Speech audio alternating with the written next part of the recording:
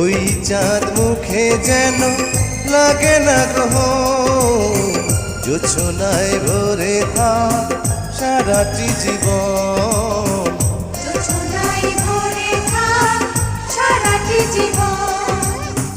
ওই চাঁদ মুখে যেন লাগে না গ্রহ, জোছনায় ভরে থাক সারাটি জীবন।